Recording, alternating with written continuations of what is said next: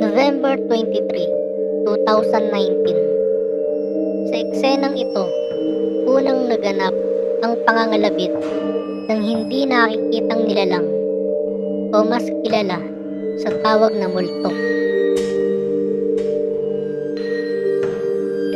Habang abala ang dalawang babaeng nasa video sa pag-aayos ng mga damit, hindi inaasahan ng babaeng nasa itaas na makakaranas siya ng pangangalabit ng isang nilalang na hindi nakikita.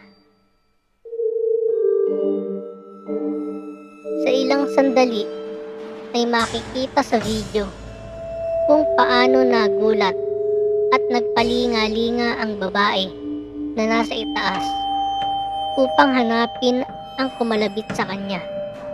At pagkatapos ay sasabihin niya sa kanyang kasama.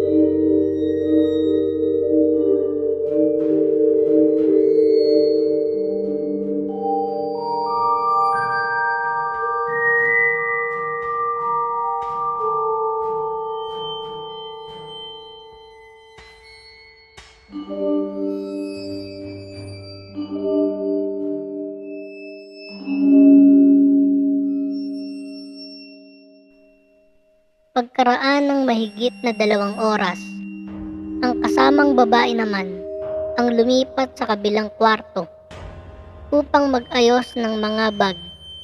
Ang nakaranas naman ng higit pa sa pangangalabit.